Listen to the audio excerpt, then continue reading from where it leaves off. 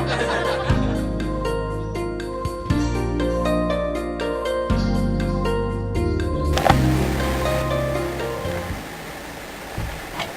kind of meditation are you practicing? This is a question that I need an answer to. What kind of meditation are you practicing? Mindfulness with breathing. Mindfulness of breathing. Is that the only meditation that you're practicing? Calm abiding? Tell me in English. Calm abiding? Calm abiding. What does that mean? Just calming and focusing your breath and your breathing. So you're talking about mindfulness of breathing. When you look at the instructions for mindfulness of breathing, they are very clear, and it's only 4 sentences. I'll read them to you so you know that it's not coming from me.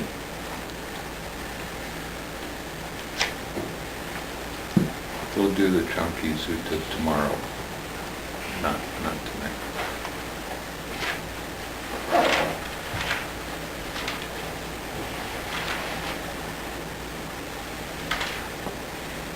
Okay.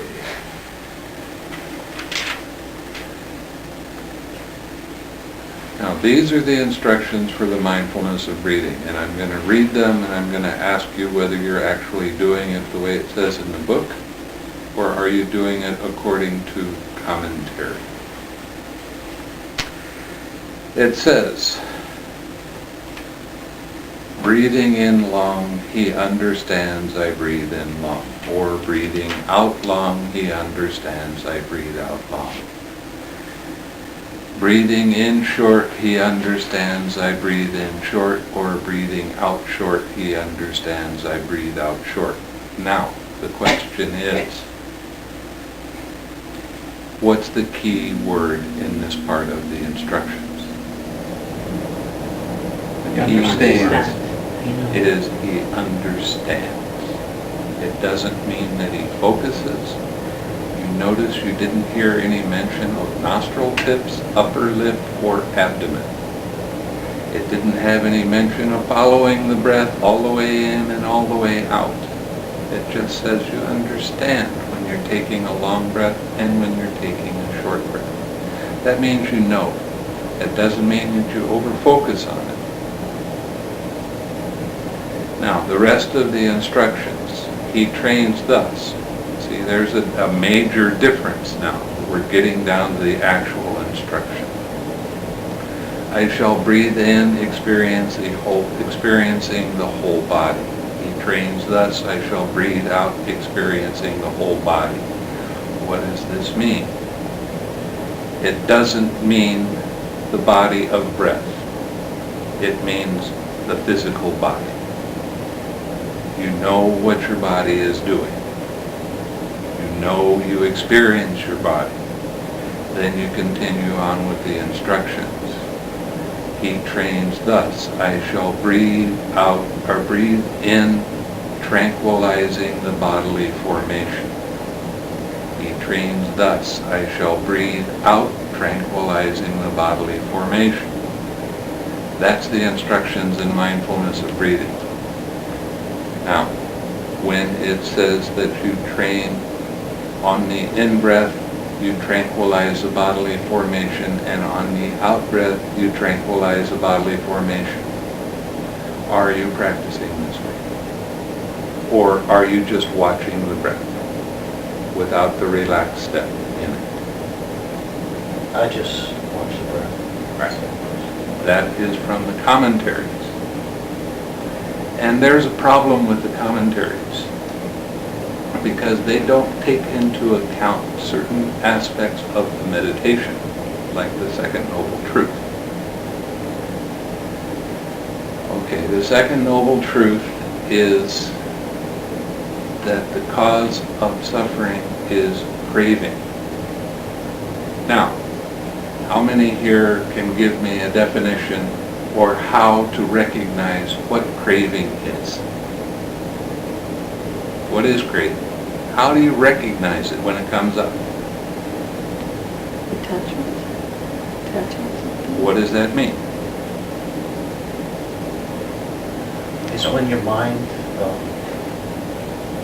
goes through a series of pictures that are connected with that. Craving always manifests as tension and tightness in your mind and in your body. It always manifests as tightness.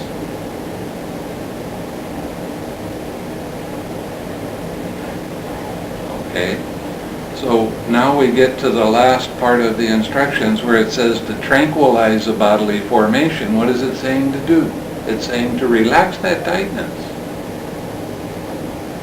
Now there's a real interesting thing that happens, especially in this country, because people have the idea that their body starts here and goes down, and their mind starts here and goes up. And that's not true. Your body starts from the top of your head.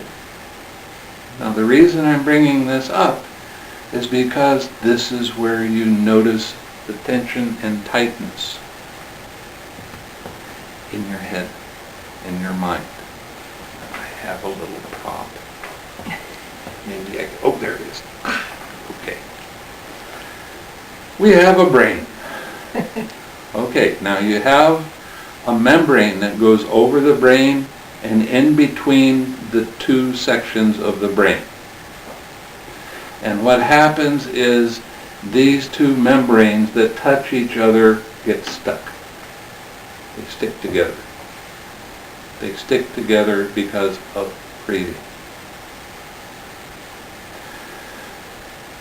When you tranquilize your bodily formation on the in-breath, you relax this tension and tightness that's wrapped around the brain. Every thought that arises, every feeling that arises causes this membrane to contract.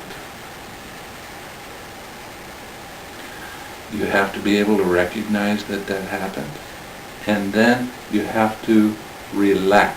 And when you relax, you'll feel a physical feeling in your brain of expansion. Now, what good is that? That is letting go of the craving. What happens after you let go of the craving? Your mind becomes very clear. Your mind becomes very bright and observant and pure. You take that mind and bring it back to your object of meditation. The breath and relaxing. Not just the breath. The breath is only the reminder to relax. Too many people are doing mindfulness of breathing meditation without the relaxed step. And what's happening when they do that? Okay, there's a contraction because there is craving. Your mind is on your object of meditation. It gets distracted. Craving is there right now. The instructions in most meditation is to let go of that distraction and immediately come back to your object of meditation. What are you doing when you do that? By not letting go of the craving, you're bringing the craving back to your object of meditation. Now, the importance of this can't be overstated. When you bring back that tension and tightness, it changes the meditation from what the Buddha was teaching to absorption concentration. Okay? It changes the meditation. So your mind gets very focused and one-pointed. And you can get so deep that you get into what they call a jhana. But your jhana is so one-pointed you can't see anything else around you happening. Your mind is so over-focused. That's what happens when you bring the craving back to your object of meditation. Now another thing happens when you do that. Eventually you start, by the force of the concentration, this is not something that you consciously do. It's just the force of the concentration suppresses hindrances. And everybody thinks, that's good. That way we don't have the hindrances coming up. As long as you have that concentration, it's true. But when you lose your concentration, then you have the hindrances coming at you. Now this is one of the things that happens with a lot of different practices. They tell you that meditation is about sitting. Sit as still as he does. Don't move. That's meditation. And that's not what his teaching is about. His teaching is about being aware all of the time. Taking your meditation with you into your life. So it's really important to understand the difference between what generally is being taught as mindfulness of breathing and what the Buddha taught as mindfulness of breathing. They use the same words. The people that practice absorption concentration use the same words as what the Buddha used, but they change definitions. If you talk to anybody these days that's doing absorption concentration and you ask them what's the meaning of jhana, they will tell you that the meaning of jhana is concentration, deep concentration states. The word jhana in Pali means a level of your understanding. Now see that a little bit different. A level of understanding. As you start to gain more insight into how your mind works, you start to have all kinds of wonderful things starting to happen. You have real personality development. You start changing. You start having a more balanced mind. A lot of people, now I've been practicing in the Vipassana community since 1974. I'm telling you my age by that. That's okay. I've been practicing for a long time. I did 20 years of straight Vipassana. I saw personality change, but I didn't like the change that was happening. It wasn't change towards the positive, it was change more towards critical mind, judgmental mind, and generally unwholesome mind. When I teach meditation, I rather insist that you learn how to smile. You gotta smile. And you gotta smile not while you're sitting, not only while you're sitting, while you're walking around in your daily activities. What happens when you smile with your daily activities? You have the opportunity of having joy arise. With joy in your mind is very clear. Your mind is very alert, and your mind is agile.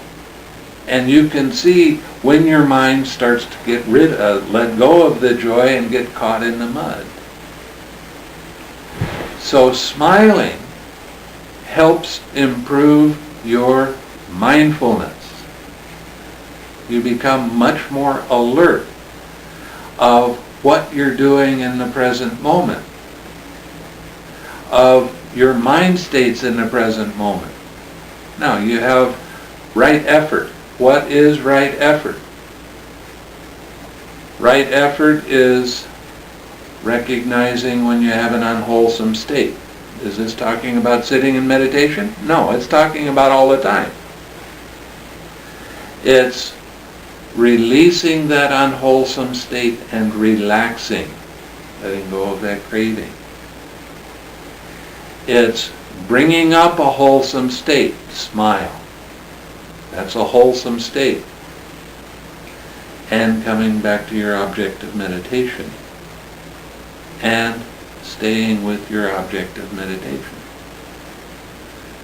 That's right effort.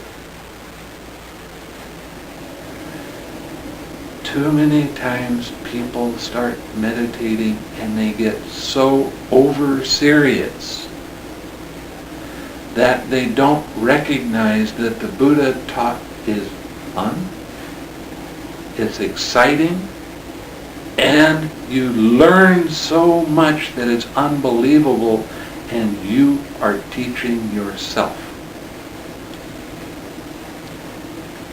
Why do I say that? Because you become more aware of how hindrances arise. Now, what's the definition of meditation? I got everybody afraid now. They're going to answer. Now, you already. Well, that's part of it. It is observing how mind's attention moves from one thing to another and seeing it as being an impersonal process called dependent origination. Sounds like a really complicated thing. It's not. You're sitting in meditation, a feeling arises. I'm not talking about emotion, I'm talking about a feeling. Feeling is either a pleasant feeling or a painful feeling, or neither painful nor pleasant. That's all it is. Right after that arises, craving arises, tension and tightness. Craving is the start of the I like it, I don't like it mind. If it's a pleasant feeling, I like it. If it's not a pleasant feeling, I don't like it.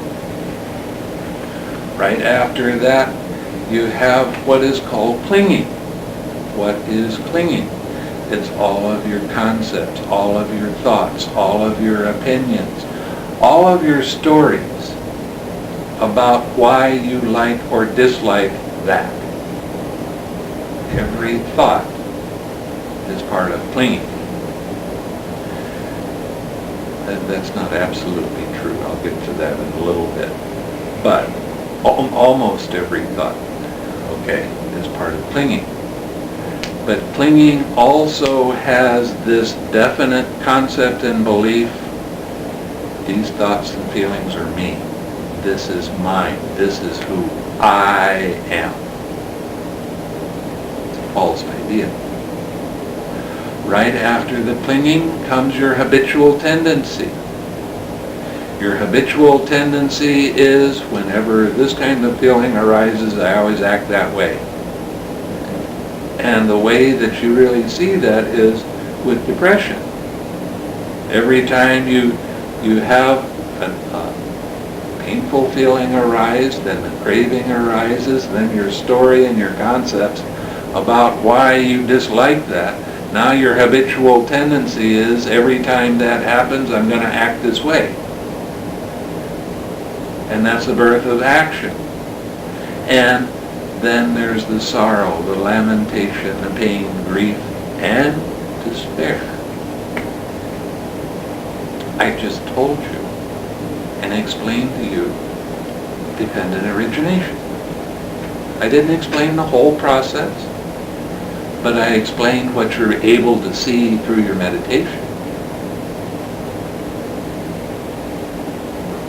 Now, what happens when a feeling arises and you recognize it as a feeling and you relax right then? There's no thoughts, no clinging, no habitual tendency, no birth of action, no sorrow, pain, lamentation, and all the rest. Now you see the importance of that relaxed step. It can't be understated.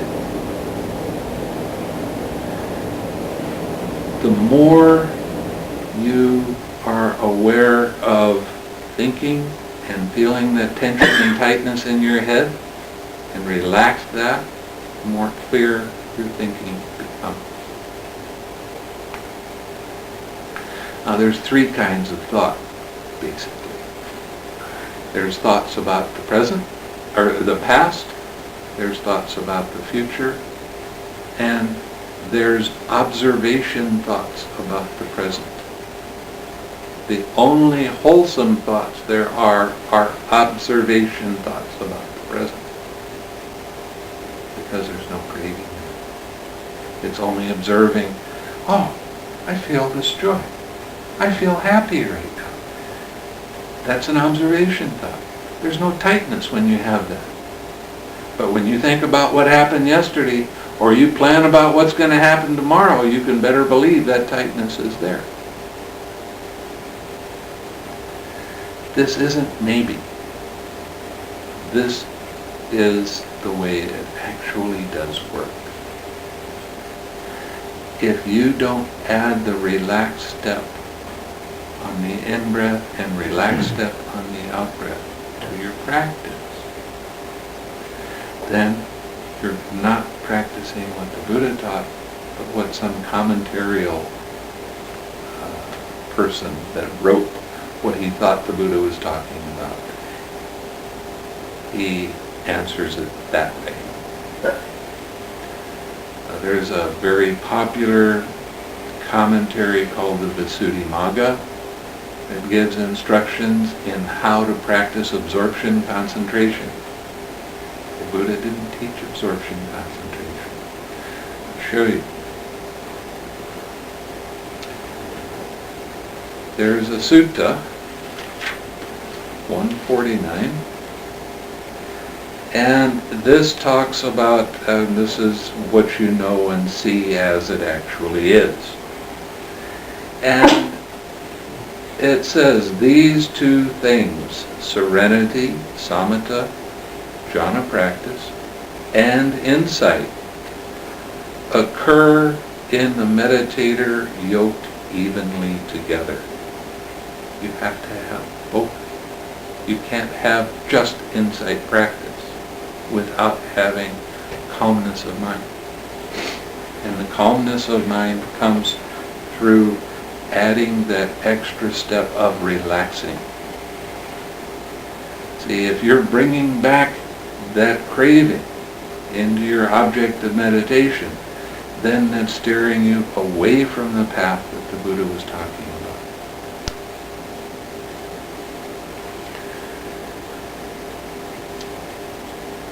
The more you practice smiling, the more alert your mind becomes. And the easier it is to recognize when your mind is starting to get heavy with emotional stuff.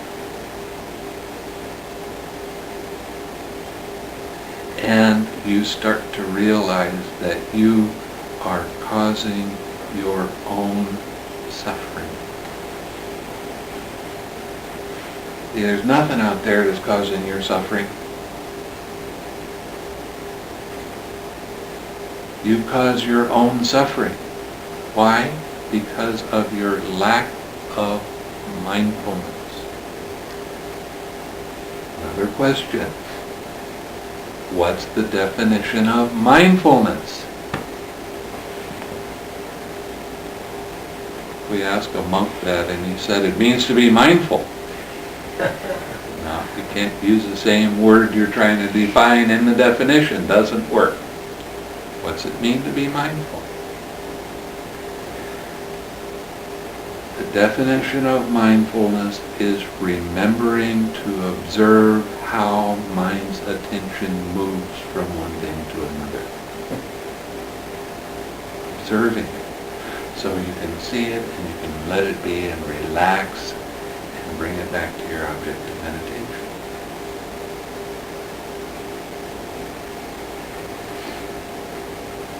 So I've given you a lot of definitions. Here's another one.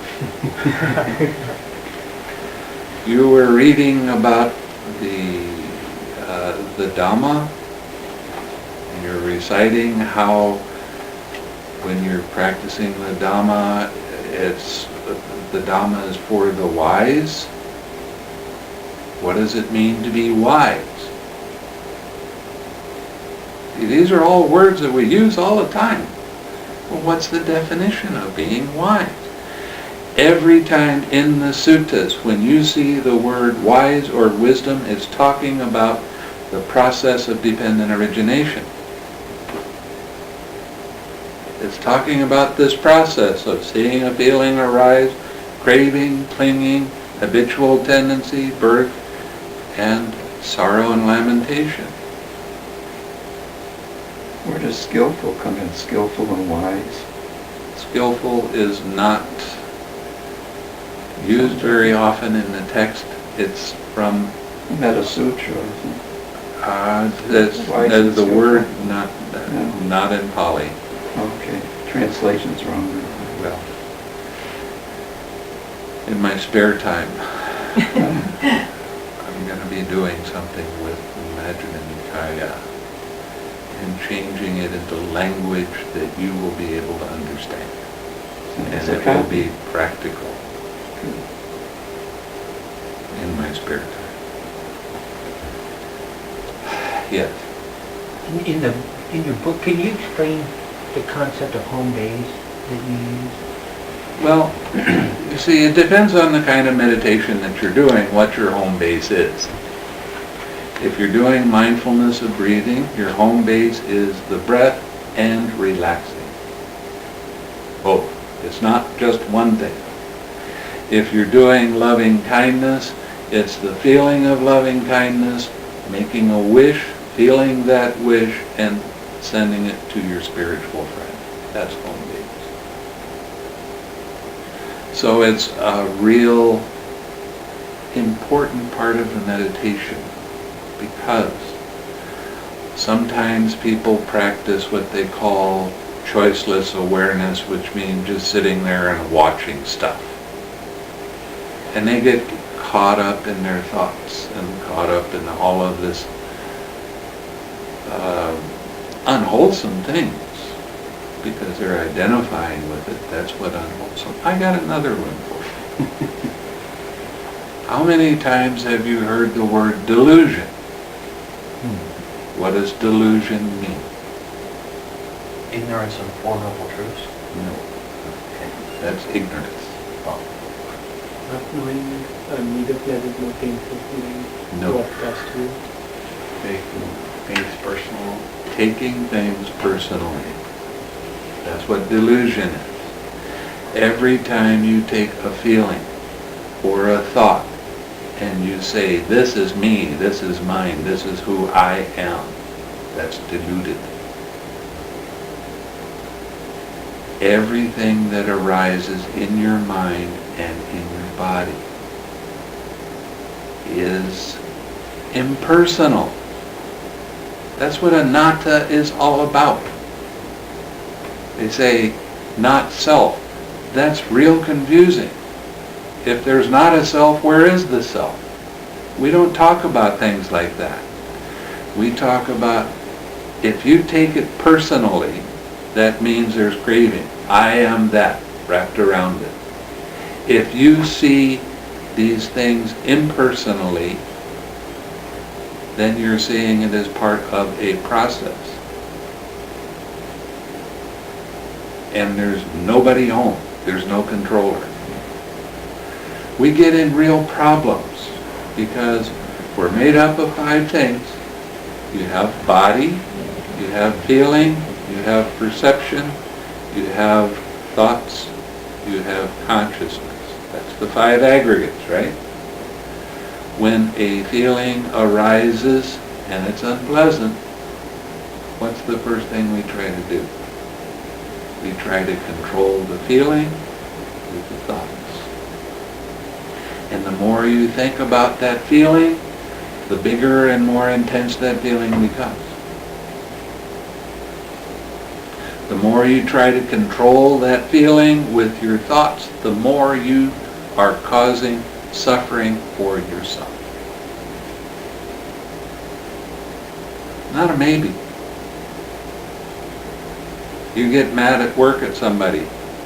How many times do you have repeat thoughts about that? Every repeat thought says that there's an attachment there. You're deluded. You're taking that personally, and you're trying to control that feeling with your thoughts. It doesn't work, right?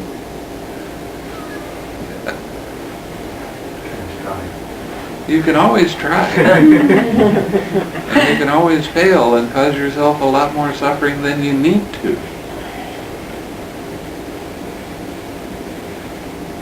See, in the instructions in the meditation, I gave, Ajahn Riti has the mindfulness, loving kindness meditation that I wrote. And it gives the instructions very clearly.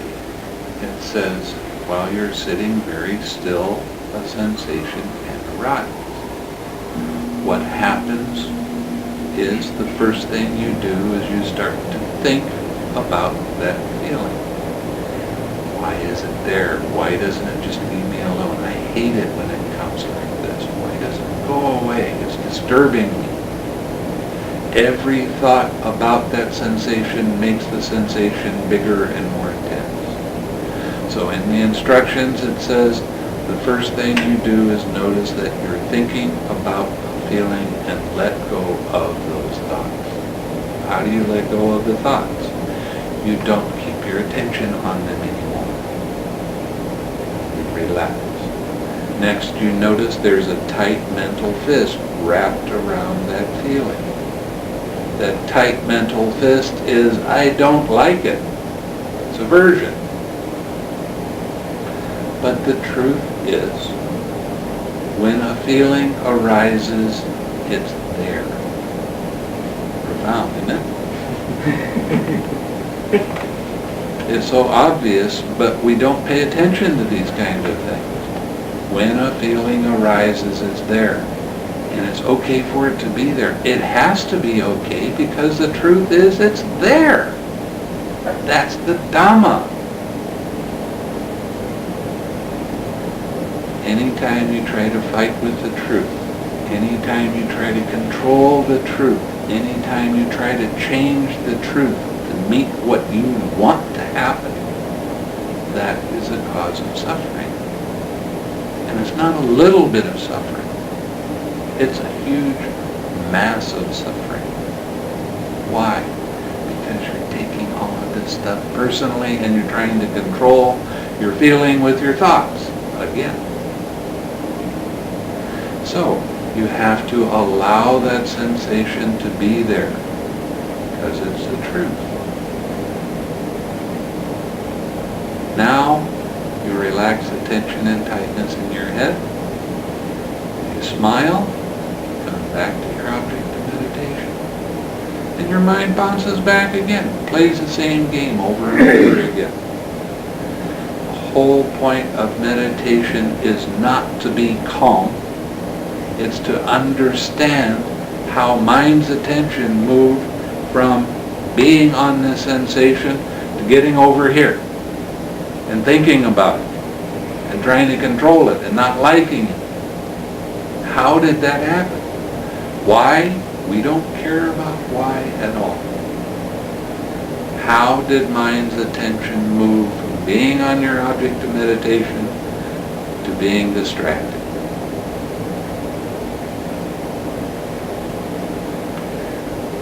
Now, this is one of the reasons that the hindrances that everybody likes to fight and push down and force them to go away are so important. The hindrances are where your identification is. I want, I don't want, I'm sleepy, I'm dull, I'm restless, I don't know. That all has this identification in it. It doesn't matter how many times your mind gets distracted during your meditation. People come and they practice with me all the time, and they have a definition of good meditation. That's really quiet, and I had all this joy, and it was so wonderful. And I kind of, oh yeah, okay. And they come back to me the next sitting quite often. Well, my mind was jumping all over the place, and I'm going, oh, good meditation. You notice all of this? Every time your mind gets distracted, you let go of the distraction, you relax, and you come back to your object of meditation. It improves your observation power. Okay? And you do that enough that eventually that hindrance starts to get weaker and weaker, and finally it won't even arise. What happens then? Immediate relief. Right after that, joy arises. And the joy is uplifting joy. You feel light in your mind and excited, because this really feels good. You feel light in your body. Now, when joy arises, people ask me, what am I supposed to do? I like it. I want to hold on to it. I want it to stay. Can't. Doesn't matter whether it's joy or pain, you treat it in the same way. You allow it to be there, you relax into it, you come back to your object of meditation. Same coin, different sides. Treat it in the same way. After the joy fades away, you will feel very strong tranquility. You'll feel more comfort in your mind and in your body than you've ever felt before. Right after that, you'll notice that although you can still have a distracting thought, you catch it really easily, you let go of it super easy. And you relax and you come back to your object of meditation. I have just described to you what the first jhana is, what that experience is, and how to get to that first jhana. You get to the jhanas by letting go of your attachments, by letting go of, I hate this feeling when it comes up, seeing that dislike, that dissatisfaction, all those thoughts, letting them go and relaxing. It's okay for those thoughts and feelings to arise. It has to be okay. It's the truth. You can't fight with the truth, ever. You have to allow the truth. And mindfulness of breathing, and develop the bad habit of always coming back without relaxing. They forget very easily. So I say, okay, I'm going to change your meditation. I want you to do loving kindness meditation. And some people are kicking and screaming all the way. Oh, I can't do that. My mind's not calm anymore. What am I going to be doing? It doesn't work. I can't feel anything. How can I do it? So then I tell them, I don't want you to sit for a week. 11 days, no sitting. That's odd for a meditation teacher, isn't it? And I say, you got to smile all day, all the time. And when you can't smile, I want you to laugh.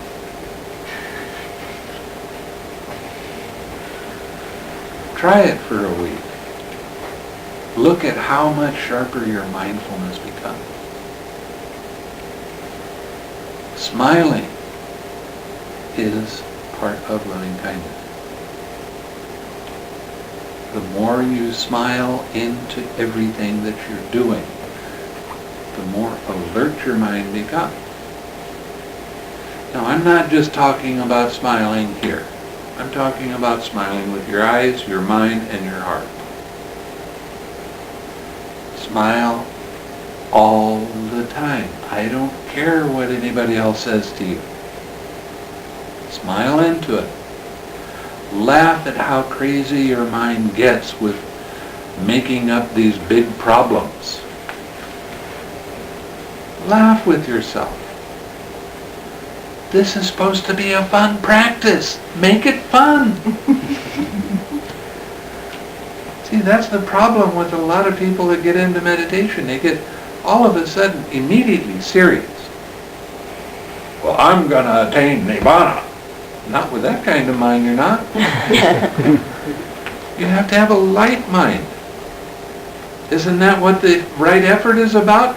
Letting go of unwholesome stuff and developing wholesome stuff. Smile. Keep your smile going all the time. I had this one man that he wrote to me for a long time about the advantage of staying with the breath and not relaxing, and how calm he got, and he was not satisfied with his meditation.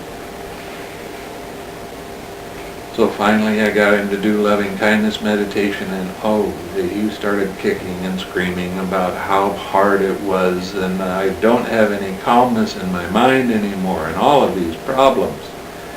And finally I got tired of hearing it, and I told him he had to smile for a week. And I told him exactly what he had to do, smile and laugh. And I didn't hear from him for a week. And I thought, okay, he's gone. And he writes back to me. And he said, I really took what you said serious. And these are some of the things that happened when I started smiling. He said, the first thing I noticed was every time I walked anywhere, I was walking in a mental haze. I was thinking about this or that. And I noticed when I started smiling, my posture started getting better. And I started looking around a little bit. And you know, one of the weirdest things, when I started smiling, other people started smiling back. That never happened before. Well, of course not. He was always in a mental haze. I asked him about his mindfulness. He said, my mindfulness is so sharp now, it's just unbelievable. I didn't know what mindfulness was. And now I really understand it, and it only took me 7 days. He said, people started coming up to me and talking to me. They never did that before. And then he said, and I stopped taking so much medicine. And I went, what? Medicine? What medicine are you taking? He said, well, I'm in a mental institute. And I'm a very heavy bipolar personality, and they give me these heavy drugs that just knock me for a loop. And now they don't have to give them to me so much. Good. Keep smiling, see what happens. This is an experiment for you. They told him he was going to be in the mental institute for the rest of his life. And he kept on improving, and they saw that he wasn't getting so caught up in his mental highs and lows. He was starting to gain more and more equanimity. They started cutting back on his drugs more and more. And after about 8 months, they let him out. Now he's still taking his drugs when he needs them. But that's really an improvement in his lifestyle. Now he goes out and talks to friends and does all kinds of interesting things that are real fun for him. And he's starting to lose his seriousness about life. Now you hear, oh, the economy is out the window. Everybody's losing their job. That's just surface nonsense. You want to see magic happen? Smile and be happy. Affect the world around you with your positive thoughts, your positive feelings, your positive words.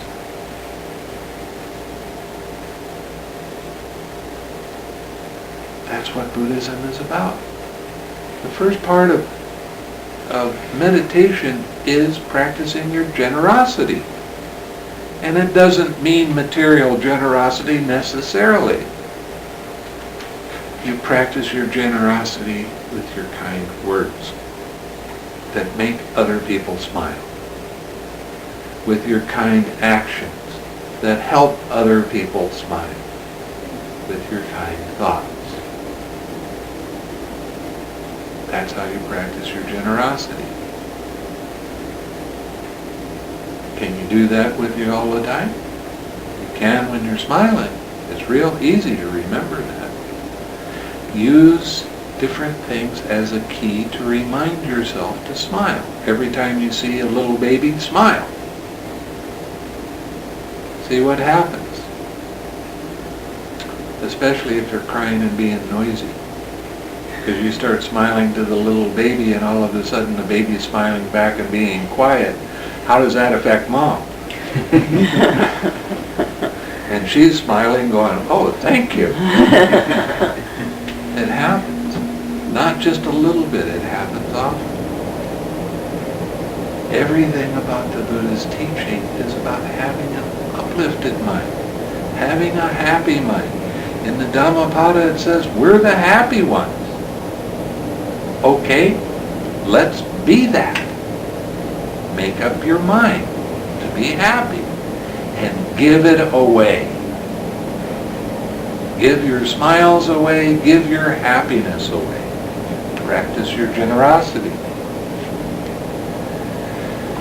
There's a thing in the Anguttara Nikaya that talks about how much merit you make when you give different gifts to different kinds of beings, and then the human beings, and then the Sangha. And it goes all the way up to the amount of merit that you make for feeding the entire Sangha is less than one thought moment. That was 1,000,000. One thought moment of loving kindness. How powerful is that? The more you practice giving and being kind to other people, not buying into their anger and dissatisfaction, the more you practice that, the easier life becomes, and life starts to be a magical adventure. It really gets to be fun.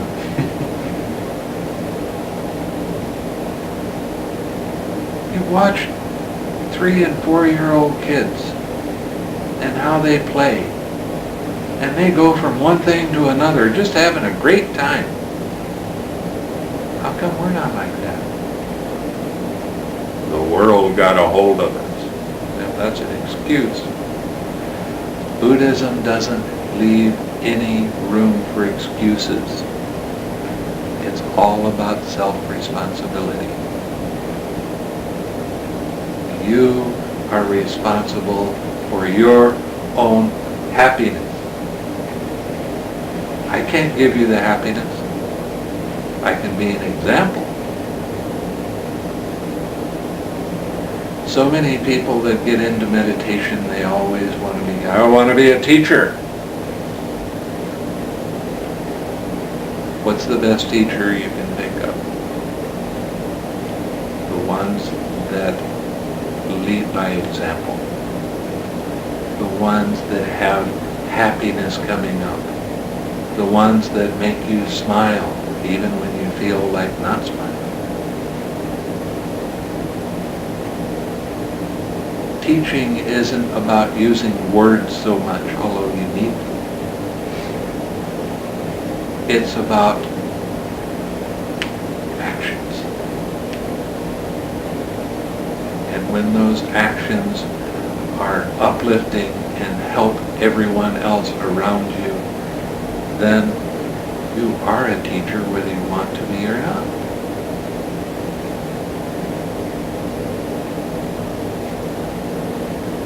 I was talking with Ruth Dennison when I was giving a retreat in Joshua Tree. She's a teacher that has been around teaching since the early 60s. She's a great lady. She's helped so many people. And she was talking about the challenges of being a teacher, and I said, you know what being a teacher is? It's being able to repeat the same thing over and over and over again without losing your enthusiasm. How many times have you heard me say, relax tonight? How many times have you heard me say, smile tonight? Or have fun? It's repeating over and over and over again, and after a few thousand times of people hearing it, sometimes they even catch on.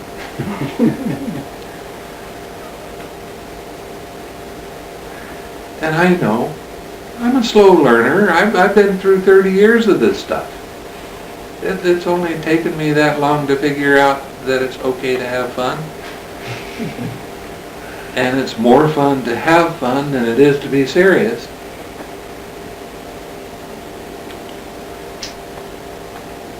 And to relax into what you're doing. I don't care if you're chopping the onions.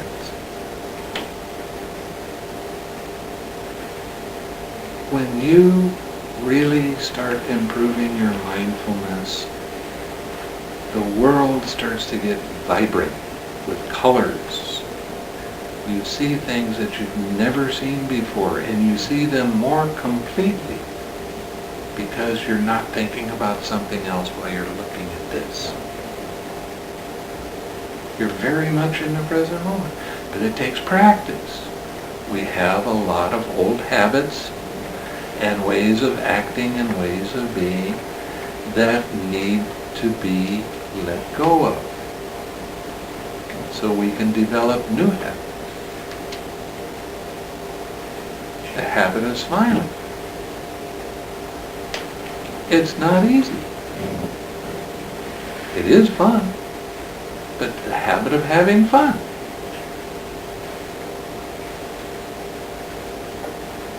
You get in a relationship and there's diverse opinions. How much fun are you having then? Ah. Can you make it fun? Can you laugh with it? Can you come to an agreement that's good for everybody involved? That's a challenge. And life is going to have some highs and it's going to have some lows. But what happens as you start smiling more and you start practicing in your daily life, no matter what you're doing, the high highs and the low lows disappear. And then it starts to be like little waves. Yeah, this is a tough period. My mother died a month ago. I wasn't particularly happy about that. It was hard, and it was okay. There was sadness, there was tears, and that was okay. I could still have that equanimity. I can still have that balance of mind. Allowing what arose in the present moment to be there without trying to control it, without trying to make it something different than it is. That's what the practice is.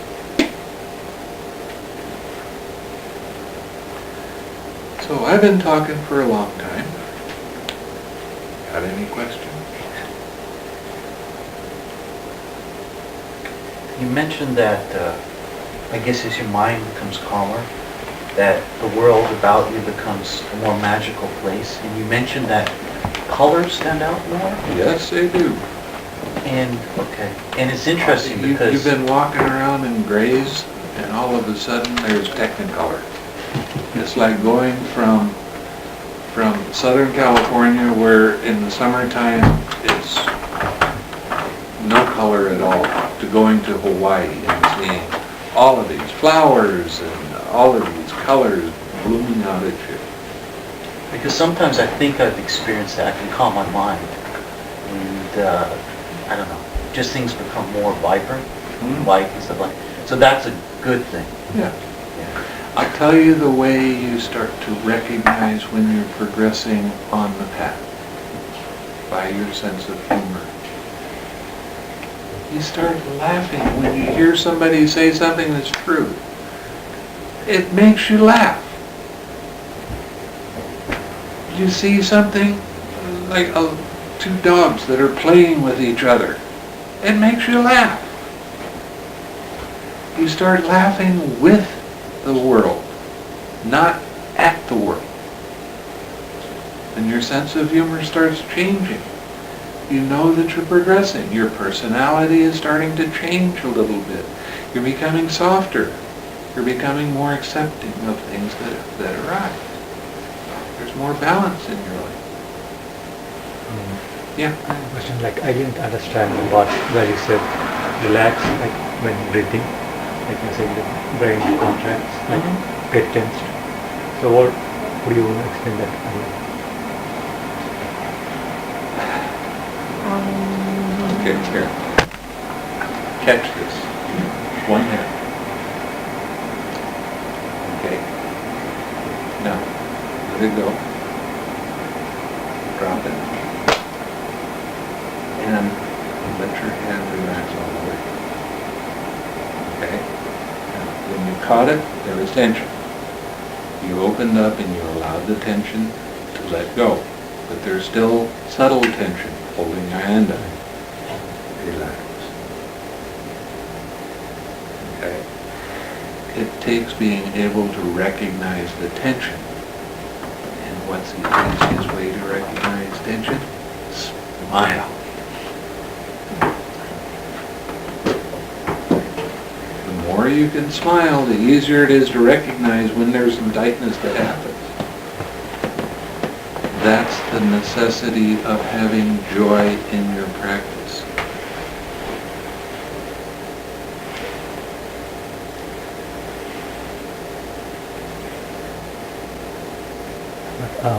How would you do that during breathing? You said during breathing, like long breath or short breath. It takes some practice. You have to recognize that there's tension there and relax.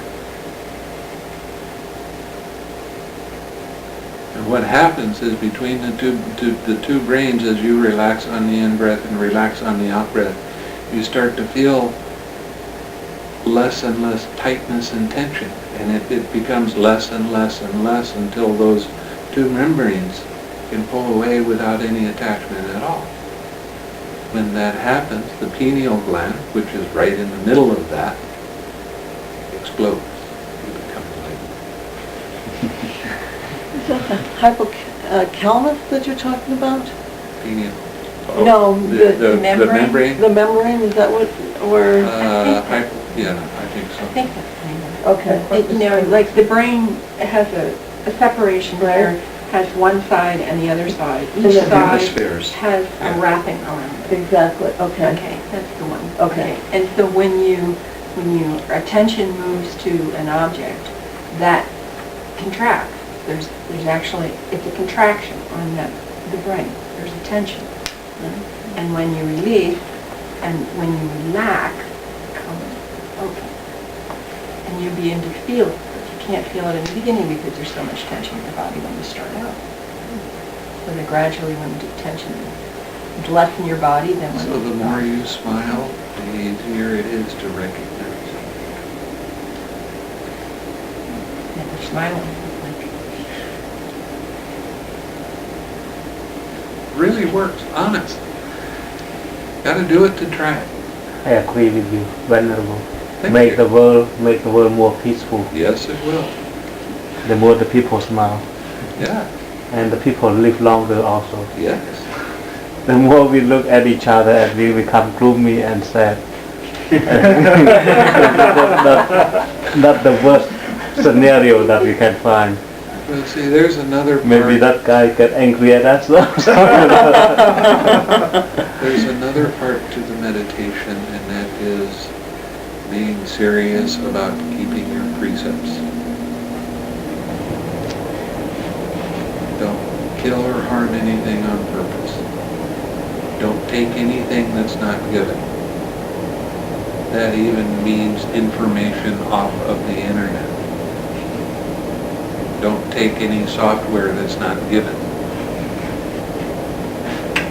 Okay. Don't have any wrong sexual activity. Wrong sexual activity, if you have a mate with another person, or with another person's mate, or somebody that's too young, still under the care of their parents, or guardians, or prostitutes.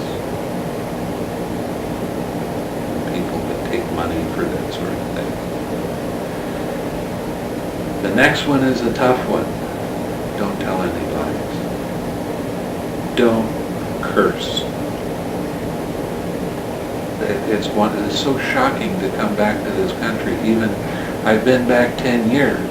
I was in Asia for 12 years. I come back, I listen to the radio, and they have cursing going on all of the time. It's on television, it's on the radio. You can't hardly go anywhere without people talking about very coarse things. Now, what is happening in your mind when you're cursing? Do you have an uplifted mind? Do you have a happy mind? See?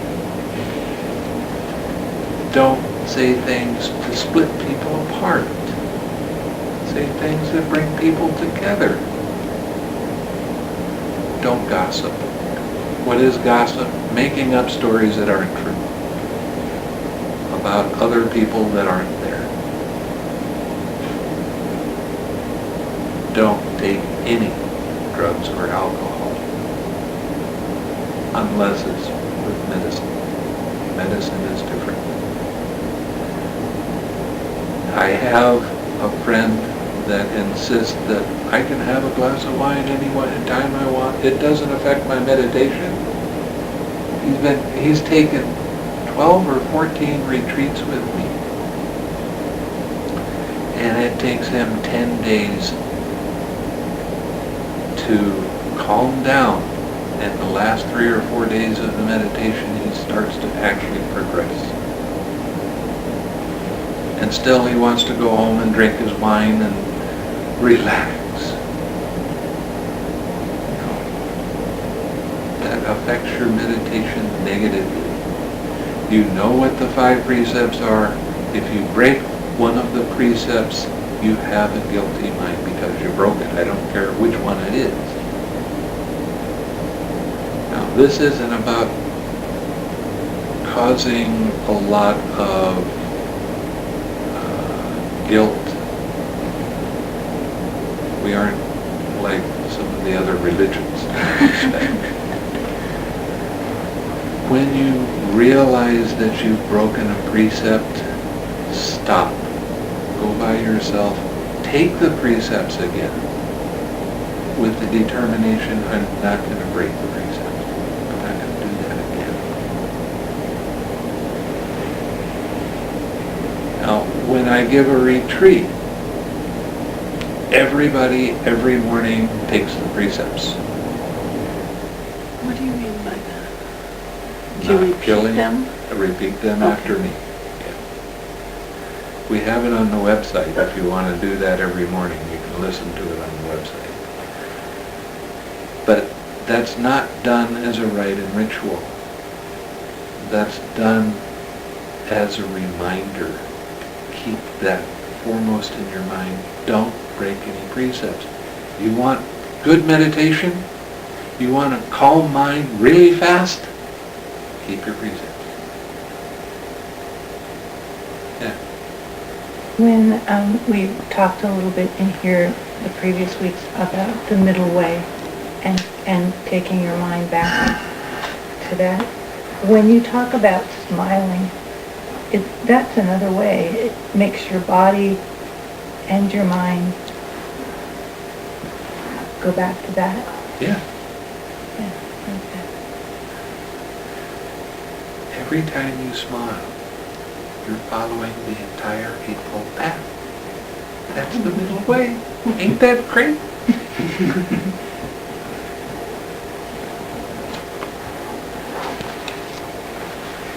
If I had more time, I would explain that more deeply, but we're running out of time.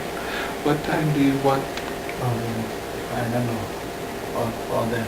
Usually we 9 o'clock, Okay, 9:30 maybe. okay.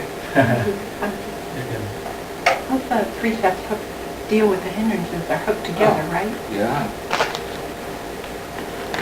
When you break a precept, you can look forward to having a hindrance arise while you're sitting and in your daily life. And it will be big and it will be difficult.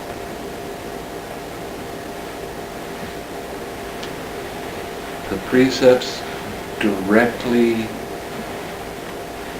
affect the number of hindrances that arise. Okay, now we've all had a lot of lifetimes in the past where we've done things that aren't so nice. Then you can be sitting and still have a precept, even or have a hindrance arise, even though it was a long time ago. And there are ways to handle that. That's not so much of a problem. An example, I had a lady that came and wanted to learn how to meditate. She had kept her precepts her whole life. I gave her the instructions, went around a couple hours later, said, "How's it going? How long are you able to sit?" "Oh, I can only sit for about 45 minutes. "Why?" "You know, I'm not used to sitting on the floor, and my knees are killing me, and that's the longest I can stand." So I said, "There's no magic in the floor. Sit in a chair." Her next sitting was 4 hours. She got into the first jhana. The first day she learned how to practice meditation. Now, I know monks that have told me that it takes 15 years to get into a jhana. 15 years. And she did it in one day. What does that say? Be serious about keeping your precepts. I know it's morality and we don't like morality in this country. I'm sorry. It's there for a reason. There's no lightning bolts that's going to come and strike you down because you break a precept. But when you sit in meditation, you can look forward to having a lot of hindrances arise because of breaking. And I know that some people say a little white lie is okay. No, it's not. What is a definition of a lie? Knowing that what you're saying is not true. Now, you can say things that are wrong, but believing that they're true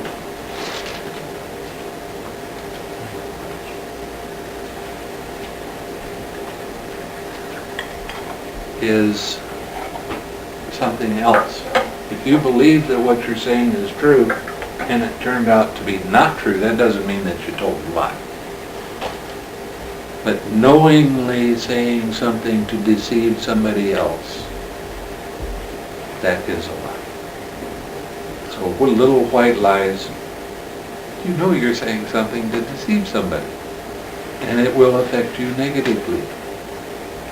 And when you really get calm,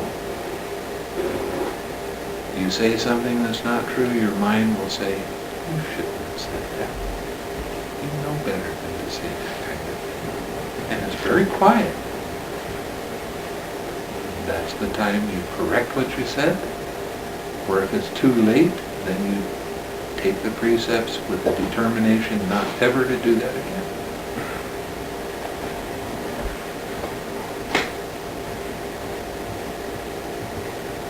A lot of people like to do the spiritual path on a sometime basis.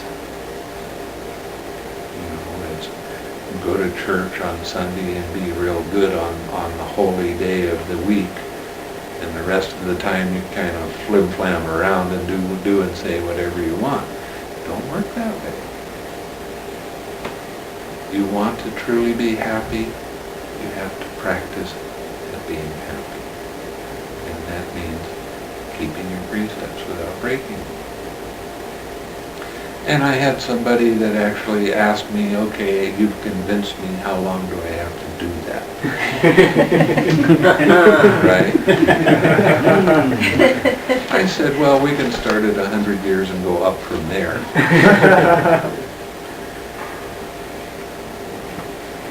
But I said, see, everything in the Buddha's practice does this. It's all interconnected. You drink some wine, it doesn't even affect my mind, no big deal. But you know you broke a precept, so that causes, when you come and you do a meditation retreat, you have to go through the hindrances that arise because of your breaking that precept. And eventually you'll go through it. But that takes a long time. So why waste the time? Why not just keep the precepts? Sorry, I don't know much on. This is the first time I'm coming here. What is precept? I just told you, 5 precepts. Not to kill, not to steal, not wrong sexual activity, no lying, no alcohol, or drugs.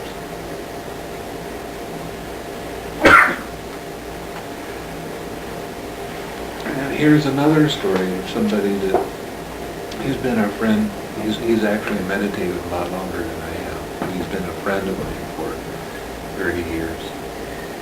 And he came to do a retreat, first time ever with me. And he really liked the idea of doing loving kindness meditation.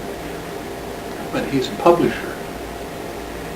And because he's a publisher, he's thinking all the time. He's very much into his mind. And he kind of lost contact with his heart.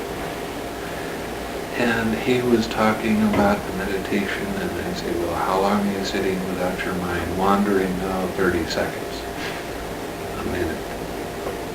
And I'm going, after the second or third day, I'm going, nah, this is not right. He doesn't need to be doing this meditation. He needs to be doing mindfulness of breathing, because I teach both.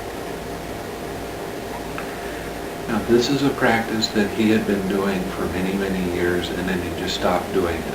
So he kind of lost his old habits of how to come back to the object of meditation. So I told him to switch over. And he added that relaxed step in his practice. His first sitting, after switching over to the meditation, he got into the first jhana. He's a very moral person, very kind, generous person. The next day he came for the interview, and I said, well, how's your practice going? He said, this is the best stuff I've ever run across. He's really a believer, you know. And I said, well, how long are you sitting without having your mind wander? Oh, 15, 20, 25 minutes. Really? Tell me what your experience is. And he told me that he had gotten into the 4th jhana in 2 days. The 4th jhana is a major step. The first major step is getting into the 1st jhana. The next major step is getting into the 4th jhana. When you get into the 4th jhana, that's when your understanding is so good that you are called an advanced meditator. All the way up until the 4th jhana, you're still kind of have your rookie status, your beginner status. But when you get to the 4th jhana, your understanding is such that you really do know what you're doing. And you don't need me anymore. You get to the 4th jhana, you can do your own practice, if you do it. But the thing is, you gotta keep the precepts. You get to the 4th jhana, and you start thinking that you're hot stuff, you lose that.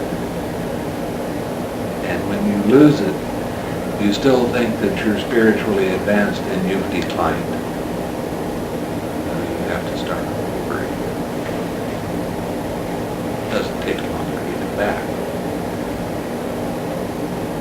But I've known people that have even had a very, very deep experience of meditation and they quit and they lost everything that they had gained. They lost their understanding of how things work because they started getting into their five sense doors, thinking they were better than they were. They didn't have to keep practicing, causing themselves all kinds of discord and disharmony. And they lost the attainment that they had. It doesn't mean they can't get it back again. They can. But it takes doing the practice in the right way, not adding or subtracting anything else. One of the problems in America is that there's an awful lot of people that want to have toss salad.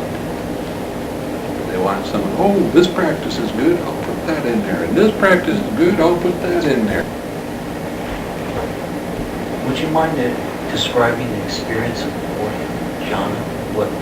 How does it differ from the first? And how do you lead from the first, I guess, to the second, third, or fourth? Well, that's a long talk, Okay. actually. The fourth jhana is very, very strong balance of mind. Very strong.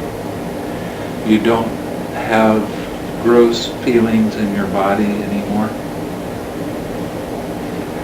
Like right now you're sitting, you feel your hands and you feel your legs and you feel your feet on the floor and all of that.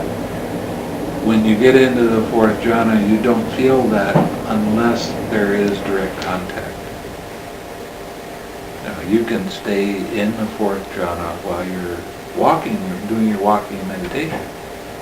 And it's kind of weird because you feel your head and you feel the bottom of your feet, but you don't feel anything in between because there's no real contact. Now, a wind comes and it blows your pants leg a little bit, you'll feel that.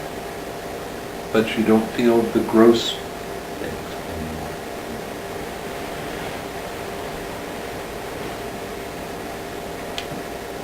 And it gets to be fun when you get in the arupa jhanas and the same thing, but it gets more and more subtle as you go. What's the highest jhana you can have? Well, see, there's four basic jhanas, and the fourth jhana is broken up into four different subsections. They're called arupa jhanas. That means immaterial jhanas. The highest of these is called neither perception nor non-perception. This is a real interesting state to get into. This is where you can sit for hours without having any disturbance in your mind at all. Nice. Now, there's a stage that goes beyond that, but it's not considered a jhana by some monks, and other monks say it is a jhana because it's mentioned right after the 8th jhana. And that's called neither perception, or that's called the cessation of perception and feeling. And that's when all perception and all feeling cease. There is no more mind at that time. Be in that state for a little while. When you come out of that state, you will see all of the links of dependent origination. You will see how they arise and how they cease. The understanding is so deep and so profound that your mind goes, wow! And then you experience Nibbana. Yeah. And then what about service? Isn't that really... Service? Yeah. It happens all along. The more you practice your generosity, the more you serve. Now, there are some sects of Buddhism that they say you have to become a bodhisattva. And you serve all beings until all beings are enlightened. Well, I'm sorry, that doesn't make sense. The Buddha couldn't do it. If he could, we wouldn't be here. It doesn't make sense. The Bodhisattva vow didn't come into being until about 700 years after the time of the Buddha's death. And it came into being because people had strayed away from the Buddha's original teaching, and they started adding cultural things into their practice, and they weren't attaining arahatship anymore. So they said, well, then become a bodhisattva. That means a future Buddha. Being a future Buddha is no small feat. You can take your vow to be a future Buddha right now, but if you don't take it in front of a Buddha, and the Buddha looks into the future and says, yeah, it will happen for you, then it's not going to happen. And what will happen is people take a bodhisattva vow now thinking it's really a great thing. And then in 5,000, 10,000, 20,000 lifetimes, they start realizing, hey, this is hard. And they go, I don't want to be a bodhisattva anymore. And they let go of that vow. But they're not reborn in a Buddha era. Now they're just caught in samsara. They're just going around like everybody else. So right now, it makes more sense not to take a bodhisattva vow, but to work, because the teachings are still in reasonably good shape when we go back to the original teaching. Work to get off the wheel right now. Can that happen in this lifetime? 100% yes.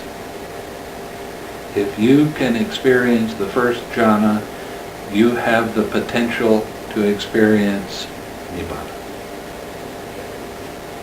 Now, do you have to go through to fourth jhana and the rupa jhanas in order to experience Nibbana?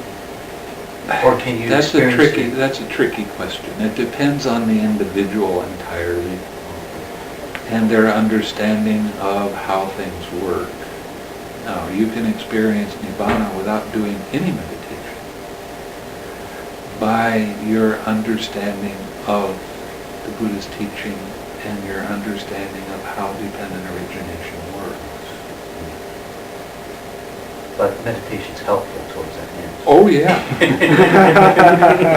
Oh yeah. Yeah. Isn't the process kind of, when you get an understanding through wisdom of, I don't even know how to explain this, but when you can conceptualize emptiness and you see it, I don't know how to explain what I mean. It's your mind starts distinguishing between two different states and prefers one over the other and starts letting go of the former. Is it? That's what I read in a lot of the commentaries. Yes, and that happens a lot with one-pointed absorption concentration, but it doesn't happen with the samadhi that the Buddha taught. Samadhi is a Pali word that the Buddha made up to describe calmness and insight together. Okay? They're not separate practices. They are together. They're yoked together. It's like you have a bullock cart, and you have one bull that's really enthusiastic and really wants to go somewhere, and you have one bull that's a little bit lazy. What happens to that cart? It goes around in a circle.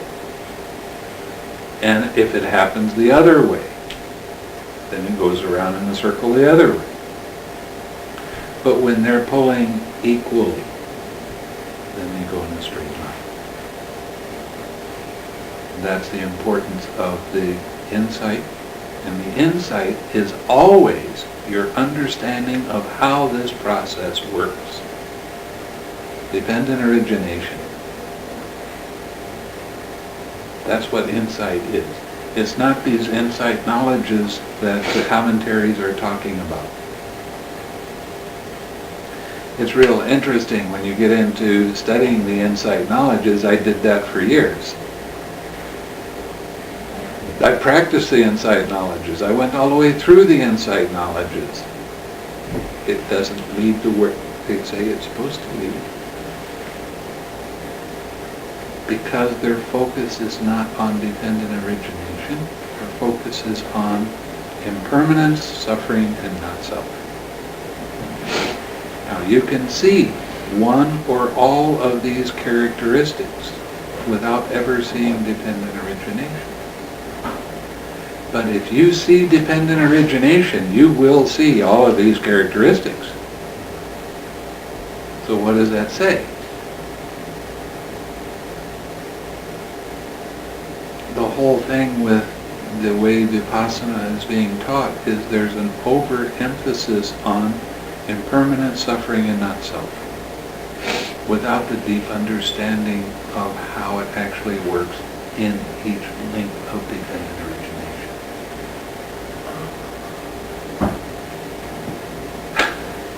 No, it just came together, that brochure thing I was trying to read and sort out. Bingo. So when he said that, I didn't think of that. Never mind. Yeah. So the whole thing is, there is a very, very systematic teaching that the Buddha gives. And you can't take just one part of the teaching and say that's it. What the commentaries have done is they've taken everything apart and say, well, there's this color, and then there's this color, and then there's this color, and there's this color, and this color. But what the Buddha did was he put all the colors together and wove them together into a very fine cloth. He used the colors on strings, suttas. I've got your book, and I didn't have a chance to read past the introduction, but I just took what you said in the introduction of my first sitting. I was able to meditate for almost an hour and a half. Despite my arthritic pain, I had to. Good for you. And I didn't notice the time. I mean, if it had to been for the bus stopping. That happens.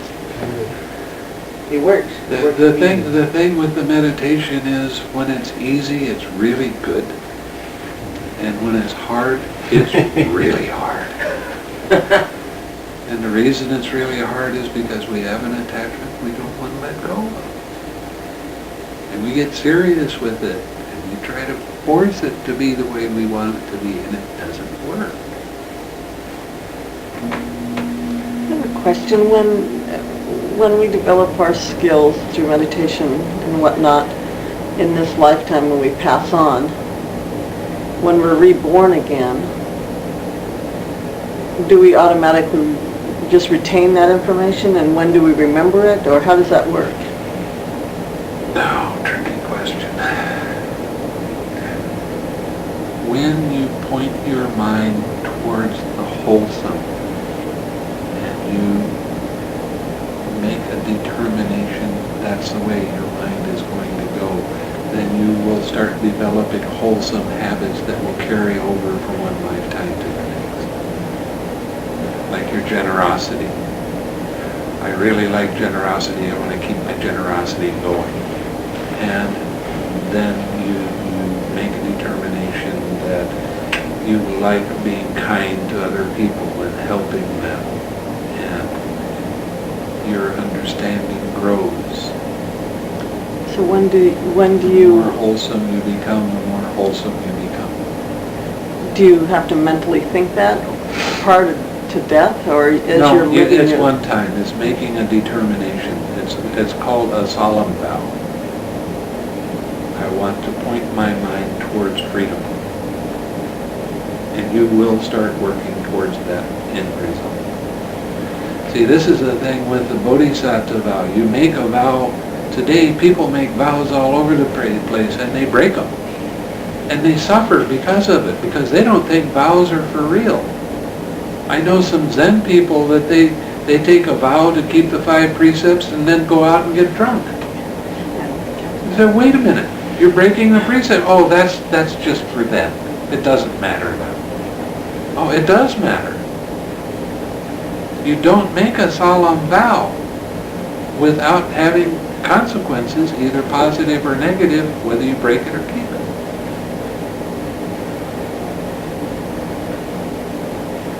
This isn't toy stuff. This is for real.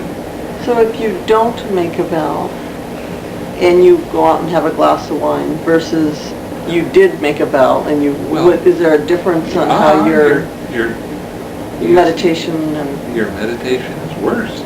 because, okay. Yeah. Yeah, I may be wrong, but correct me if I'm wrong. Well, through meditation and study, the more I do it, the less separateness I see in everything. I see more of a continuity. Like there's no separation in life and death, they're the same. There's And a definite separation between life and death. I just went through it. well, I'm alive, my mom's dead. She's not around anymore. one arises from the other. One arises from the other. Well, I guess maybe what I'm trying to Well, you're getting into a philosophy. the point that I was going to make into is the I practical. know our bodies die, but there's a portion of us that doesn't. It's not separate. And let my soul continue. No, no. Yeah, that's what you just said. Is that what okay, Yeah. that's not exactly what I meant. I know. That's what it came out like. You know what? I'm gonna be You have to quiet. think, I'm glad I'm not wearing shoes right now. you have to think about that a little bit more, that's all. But I'm aware that I'm tasting it. Well, what she was saying about reborn, okay. When you do something kind in this life and you aim toward the wholesome, you're building, it all has to do with energy. This is a whole other conversation, it's the same one he's in. Okay, but your wholesome energy begins to move into another being. It's not you going there, it's not your rebirth. You're not there. If you spend a day with him, you know you didn't, you're not here. Right, Okay, yeah. but you can figure that one out just by going through a bunch of drills. Okay.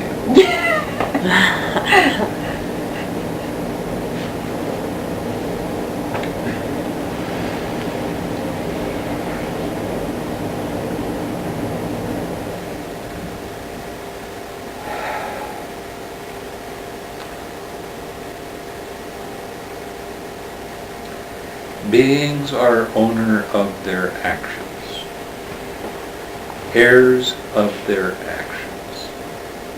They originate from their actions, are bound to their actions, have actions as their refuge. It is actions that distinguishes beings as inferior or superior. Your actions of practicing wholesome, uplifting things, that energy of doing that goes from one lifetime to the next and builds. But does the memory of this can, Well, you gotta come and do a retreat with me. It's true. I'll show you. the reason why I ask is when I was a very little girl, I had these, I couldn't have possibly known these things. And I intellectually knew all these things that I'm now learning, that I found this, and I couldn't have known that back then, but I did. So how does that work? Could you explain to him exactly? It has I know to what do you're with talking your about. memory. Explain to him what you mean. What's by that? Memory. Erasure. So I was able to keep my memory. You remember what happened when you were a little child? Yeah. Okay. That's a past lifetime, isn't it? I see what you, okay. Okay. Because there is no time. All right. Now, if you come and do a retreat with me, and if you go deeply enough, I will give you an opportunity to remember past lifetimes. if you want to do that. I know how to teach that meditation. Be careful what you wish for. Is that a good thing to do? It is very insightful, I would think it would be. very. But I don't know if it would be necessarily a good thing, because in theory you could remember yourself as a toad or something, right? Yeah, you can. And it seems to me I that have a would be student that too, remembers herself as a jellyfish. So what? Yeah. That wasn't a real important lifetime for her to remember, but it came up. The lifetimes that you really remember are the important ones most often. And how you acted and what you did and the kind of clothes you wore and There's some great solutions that can come out of past life regression, work. But like if you, suppose you had 5 or 10 different lifetimes that was involved previously where you fell off cliffs and you died and you couldn't stand, so you got here and you can't stand heights, you can't even get on a ladder. And you have no idea why, okay? And you can work that out just by putting together the puzzle pieces of all the different times that this happened to you and realize that you're here now and that this doesn't necessarily have to happen. And it becomes a reality and all of a sudden that doesn't become important anymore. And he can send you up on the roof to clean the gutters. Right, well, it seems like that would be just as important as dealing with your issues that you have right now. It's, and a lot of those issues comes from past action. right, I would think But I so. really highly don't recommend remembering past lifetimes just by going and getting hypnotized. I recommend that you get the equanimity of the fourth jhana first, so that you can see some of the things that you did in the past, they were not very nice. Okay? Right. If you don't have that equanimity, it can send you over the deep edge. You have to have that equanimity in your mind so that you can accept the fact that it's happening, and now let's work on how to solve this problem. Part of that whole thing is determining the past and the future and the present for real. Everybody understands what the past, the future, and the present is, but they don't. They don't really know it. It's like meeting something and then really understanding it. And when you really start working with this, it's really very revealing.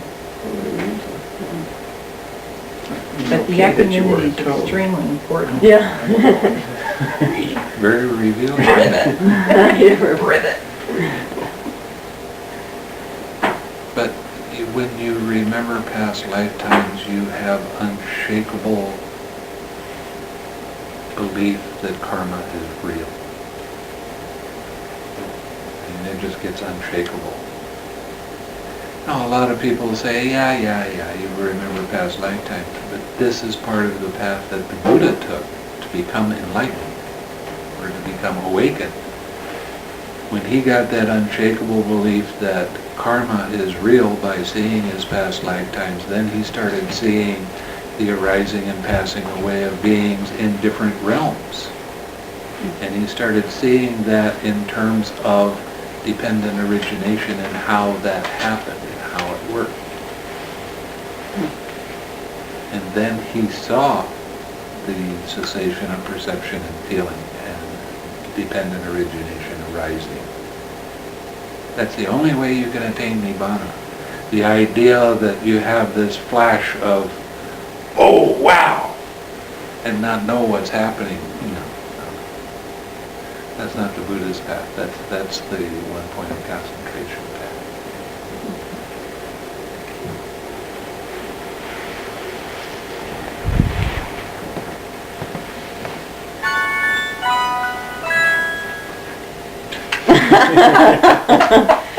Was that enlightenment right there?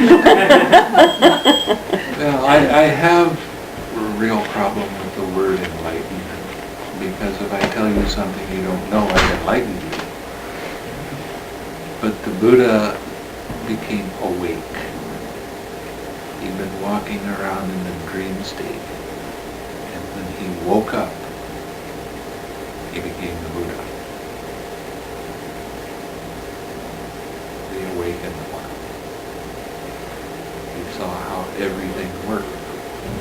And there's real interesting things if you start getting into studying the suttas, that a lot of people have this belief that the Buddha didn't know anything about dependent origination until the night he became enlightened or awakened. And he spent part of his 6 years really looking closely at how all of the links arise. He had it all figured out. But it took him doing the practice to realize it. And that's what happened on his night of awakening. We got a movie that my friend Bawat here gave me. It was a documentary that was done by the BBC about the Buddha's life. And one thing that showed, he was just sitting down even as a small child. He was watching him farm, and this plows up the ground, and the worm comes out, and this bird sees the worm, and he goes down and he eats the poor little worm, or the bird eats the little worm, and it would appear that even as a small child, he was already noticing how these things were. He meditated so much in his past lifetimes that he was 1.5 years and started meditating and got into the first jhana. At 1.5 years? Wow. That's impressive. That's pretty impressive, I guess.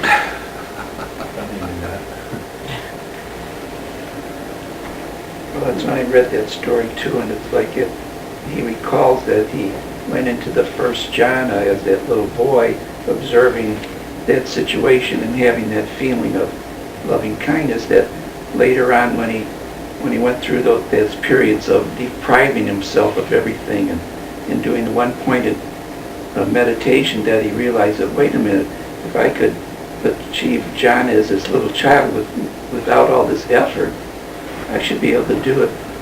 And that's when he changed his approach. Yeah.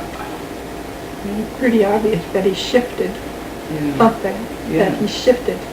And then the thing that I like what you said too is that he realized that these absorption states, that once you're done with them, you go back to your normal life and all your loving, everything disappeared because you've changed. And that's where he said that, you take it with you into everyday life, and then that's when it really works. That's why smiling is so easy, so simple, and so hard when you don't feel like it. And so complicated when you don't feel like it. But there's some people that are doing studies on smiles and what happens in your brain and all of this kind of stuff, and they said it doesn't matter if it's a sincere smile or not. Your brain starts looking at you smiling even though it's unwholesome. It says, well, my face is smiling, I guess I should be happy then. So your mind starts to become happy. So even an insincere smile has its advantages.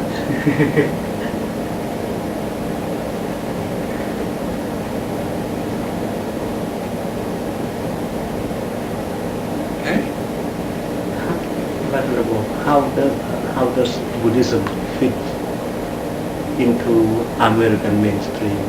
Because this society is in developed country, the people act tough. They hardly smile. Smiling is a show of weakness.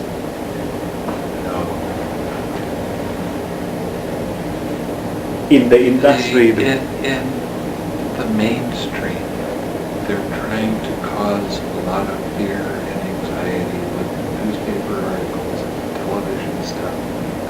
They're trying to get people to talk with fear and dislike. But the underground movement that's happening, of which I'm a part, is we can be happy no matter what.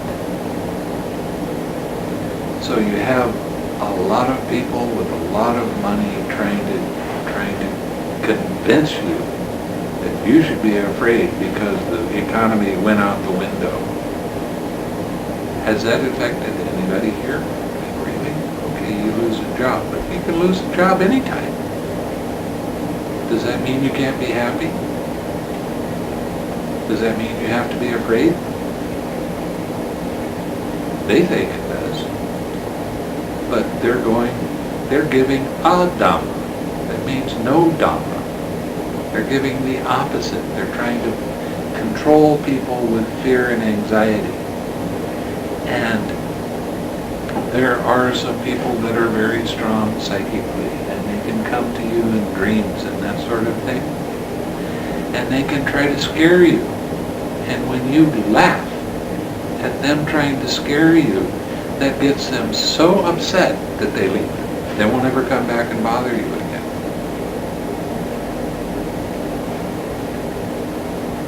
You know, there's a lot of, the Chinese are real good at it, negative, trying to control people and do that sort of thing. They can't control anybody that has loving kindness wrapped around them. They can't cause any problems for somebody that is truly giving and kind and loving.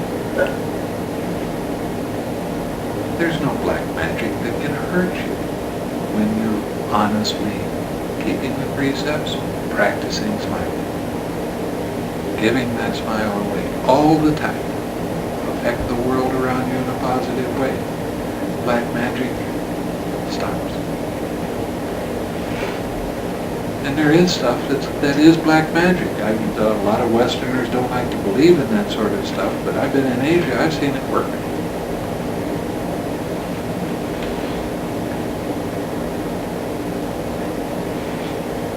I've heard that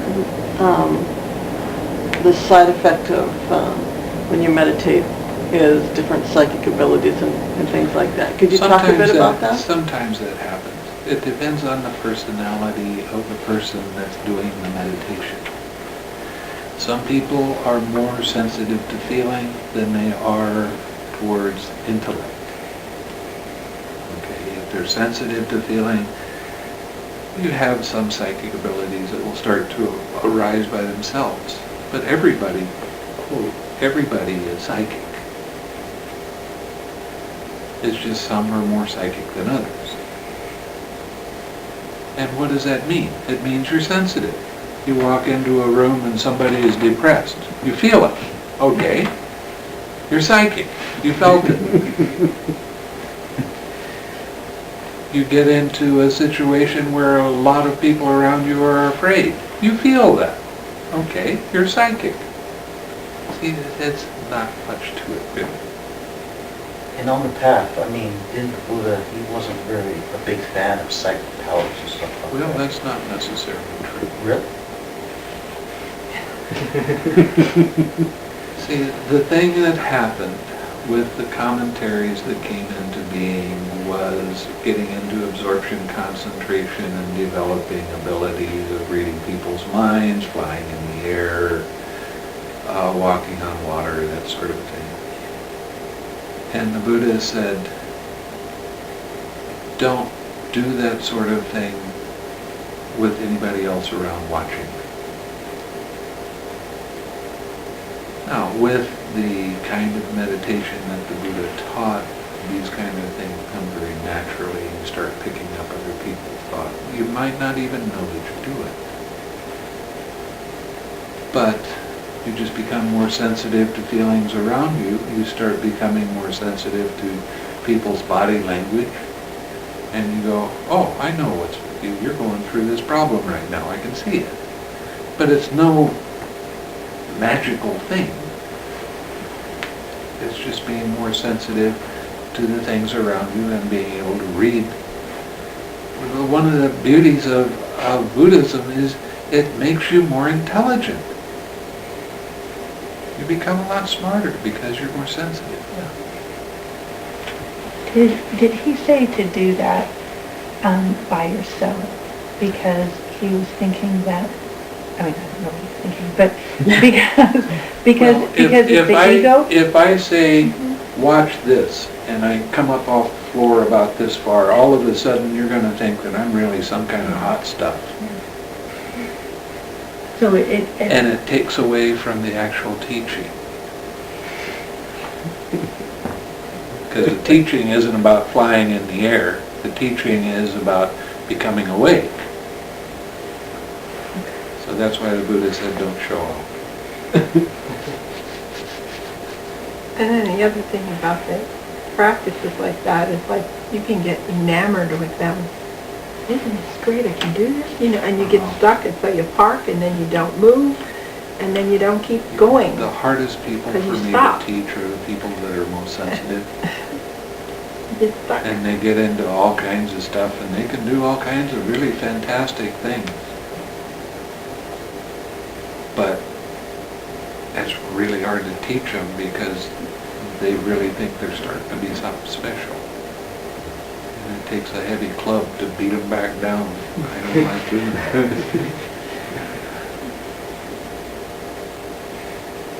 Has some magic ability. Yeah.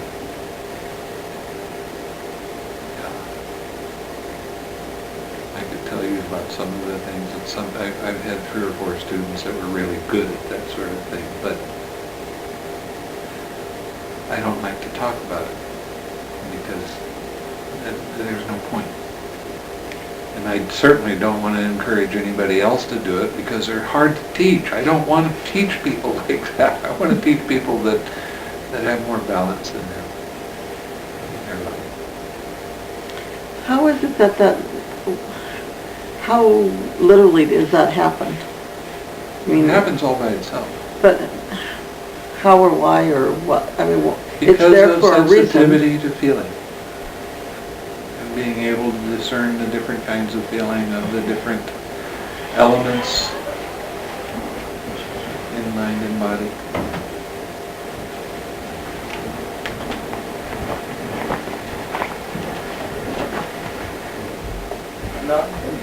I guess you could look at it and you could say the person's all full of tension, you can't even get near and develop it. No, it's not that they're full of tension. They're not. No, but I mean, when you start to do meditation, when things open up and the mind opens up, that opens up the capacity, it allows you to have the capacity for that to develop. But then you just smile. Yeah, forget it. Well, I'm getting very good at telling people, oh, don't pay any attention to that, do this.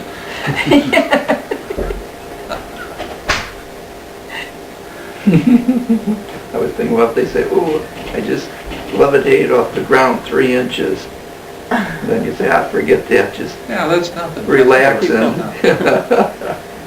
Really important. Well, it is because it skews their attention, because then you might want to do that all the time, and you forget the purpose of it all, I would think, anyway. That's why the problem with those absorption states of jhana is that they find that people get hooked on something and they just They not don't... only get hooked on it, they identify with it very strongly. And they become super attached, so they're not open to any other spiritual types of practices. And doesn't it kind of inflate the ego as well? Oh, And yeah. then isn't that the big hindrance? Oh, yeah. Yeah. It's a problem. And the thing with absorption concentration, I mean, Ruth Denison has worked for going on 50 years with people that have gotten into wrong concentration, their mind got separated from their body, and they flipped out. And they're like scattered like you can't believe. Absorption concentration can be incredibly dangerous. She spent 50 years showing people how to get back in their body by giving them simple tasks. You have to take this bucket of water and go over here and water this, and then water that, and then water that.